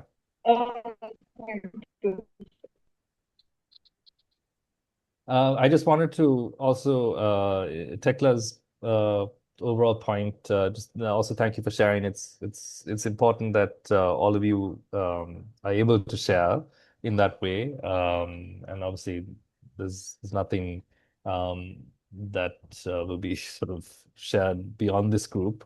So please feel free to also be comfortable in expressing your opinions, even if it's kind of reflective of your institutions. Because at the end of the day, as I said, this is also about problem solving. So yeah, thanks for sharing. I think yeah, again, from what you shared, just the examples and the extent of the problems, it is fundamentally a records management problem. Um, but whatever's lost is lost. There are perhaps ways in which, hopefully maybe other institutions have kept material and so on. So being able to, find and trace stuff and reconcile is also part of the work. But I think, as you indicated, and I hope it's also not only just you, there are others at your institution who can help you and support you. But being able to reverse course and now start thinking about, instituting these processes is an important thing. So I'm glad you're already looking at that aspect of problem solving and, being able to address the issue. So yeah, thanks for sharing. And it's obviously more people like you that we require in all public institutions who are willing to take up the cause and improve records management.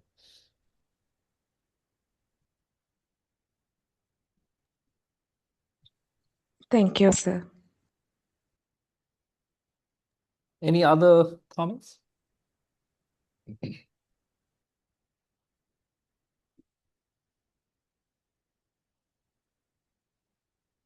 Any disagreements with the article?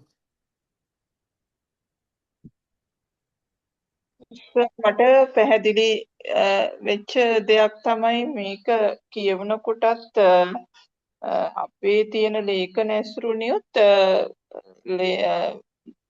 ලේඛන කළමනාකරණයෙන් වගේම oral history එකක් පැවැත්වීමෙනුත් සමහර මාධ්‍යවල කියන්නේ රජයේ මාධ්‍යවල විතරක් නෙමෙයි ජනප්‍රවාදයෙන් එන දේවල් වලිනුත් සමහර වෙලාවට ලිඛිත ඉතිහාසය විතරක් නෙමෙයි පුරාවිද්‍යාත්මක ඉතිහාසයත් සුරකිනවා කියන එක.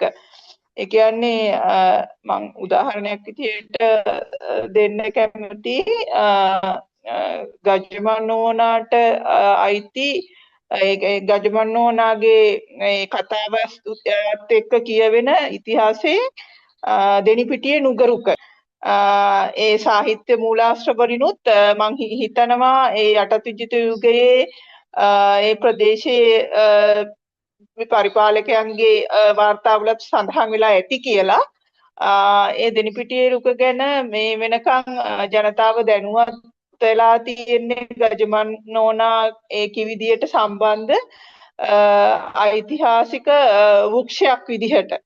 එතකොට සංවර්ධන ව්‍යාපාරයක් කරගෙන යනකොට ඒ වෘක්ෂය පිළිබඳ ඉතිහාසය දන්නේ නැත්නම් බොහෝදුරට ඒක නිකන් නුග ගහක් කියලා කපලා දාන්න පුළුවන්. නමුත් අර පරම්පරාවෙන් හරි අඛණ්ඩ වෙන්නේ ජනප්‍රවාද ඇසුරින් වෙනත් මාධ්‍යවල කවිවල මේ දෙනිපිටියේ නුගරුක ගැන ලියවිලා තියෙනවා. එතකොට ඒ තුලිනුත් මේ ගහ ගොඩක් පැරණි වෘක්ෂයක් මේකට ඓතිහාසිකත්වයක් තියෙනවායි කියලා ඒක සුරකින්න ප්‍රයෝජනයක් උත්සාහයක් ගන්නවා. ඒකින්ද මම හිතනවා මේ ලේඛන තැබීමෙන් ඒ ලේඛන වාර්තා කර තැබීමෙන් වගේම ඒ මුඛ පරම්පරාගත ඉතිහාසයක් තුලින් ඕරල් හිස්ටරි එකක් තුලිනුත් පුරාවස්තු පුරාවිද්‍යාත්මක සාධක සුරැකීමේ කාර්යයක් වෙනවා කියන එක. ඒ වගේම මේ දැන් ඒසගේ ඉතිහාසය පිළිබඳ ශිෂ්ටාචාර වල දීලා තියෙන විස්තරවලුත් පැහැදිලි වුණා පෞද්ගලික ලේඛන කළමනාකරණයට මෙසොපොතමියාව කොහොමද දායකත්වයක් දක්වලා තියෙන්නේ කියන එක පැහැදිලි වුණා කියන එක ඒ අදහස තමයි මට ඇත්තටම කියන්න ඕන.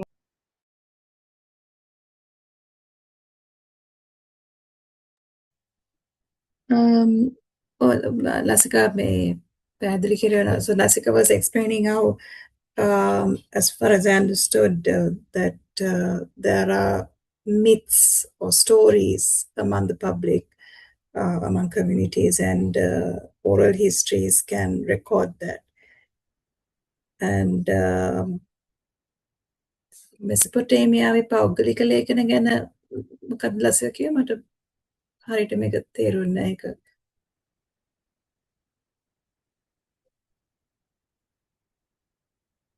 ලස්සක?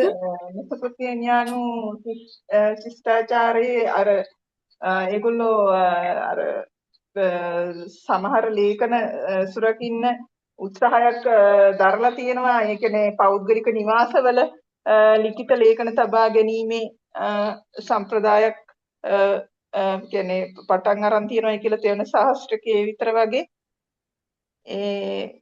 ඒකෙන් අර ඒ කියන්නේ පෞද්ගලිකවත් ඒව සුරකන්න උත්සාහයක් දරලා තියෙනවයි කියන එක.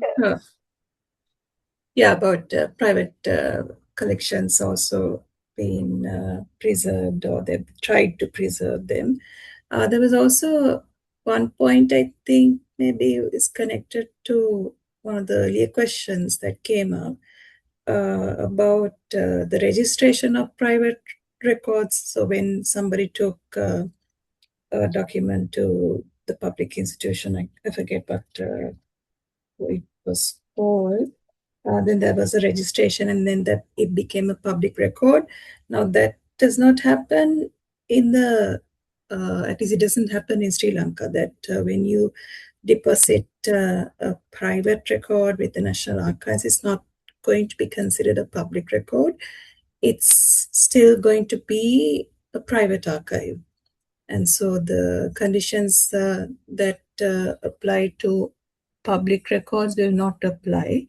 I just wanted to make that point in case that wasn't clear, that in the process of registering with the public institution, that doesn't happen now in the modern world. Yeah, I mean, just a quick comment on that. I think recording oral histories of bits, folklore and all of that, and stories passed from generation to generation, that's very much part of a lot of discussions, a lot of scholarship now, also about addressing gaps in records. In certain cases, it's just about understanding how communities work, how, what their belief systems are.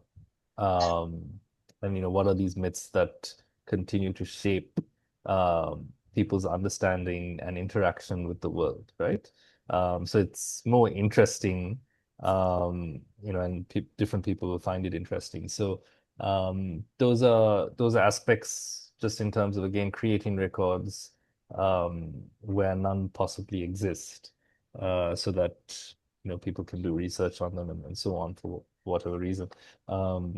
But yeah, definitely important. Like I said, different institutions take up different sort of collection policies, different orientations in terms of what they want to create and what they want to collect. And even that can also include national archival institutions. But obviously, when you look at public institutions like the National Archives, they have to justify the money that they spend, right? So even to justify a particular collection and the use of public resources on it is something that is always considered.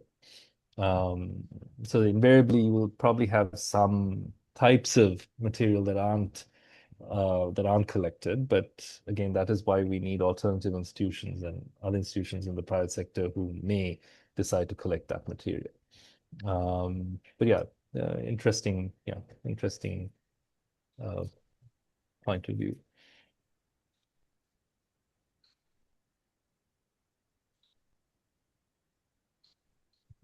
Anything else that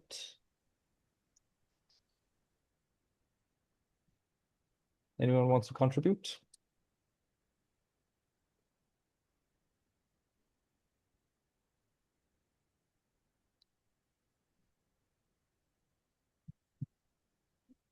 I don't know if you look at the the second part of the article, uh, just to remember that there are different points of view, different opinions in this field. Duranti has a very particular point of view. She sees things from a different perspective. There are others that don't agree with her who represent another perspective. But if you look at that, the second part of the article, you'll notice that it is sort of in opposition to what Jeffrey Yeo says. So if you go back to the lecture slides, you'll remember that Jeffrey Yeo is arguing for records management to be distinct, right? To be a separate field. Obviously now it's archives and records management. Duranti also kind of makes that point of view. The interesting thing though is that she likes to place it more alongside information management, right? So in the article, she kind of mentions that records management is a branch of information management, right? And that some people obviously agree with. It definitely is part of information studies. Whether it's a branch of information management or a completely different discipline is something that is subject to debate, right? So as I said, Jeffrey Yeo says that it sits alongside information management, but archives and records management is distinct and it has to be kept distinct.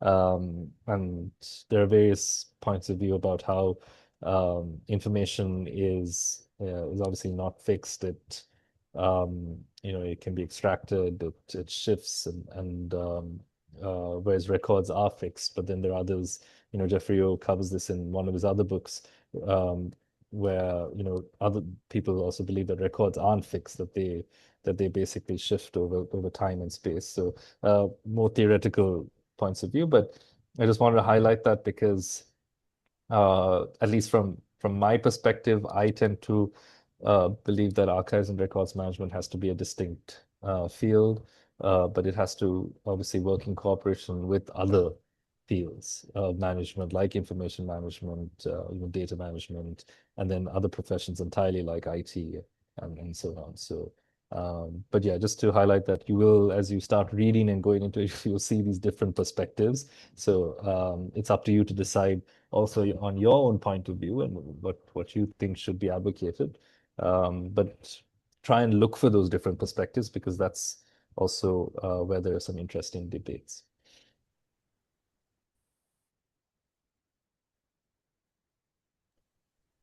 Any other comments?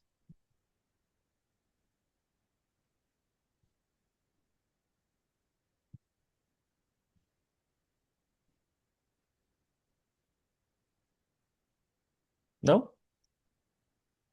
If there are none, I think we can wrap up. Nadia, anything to add?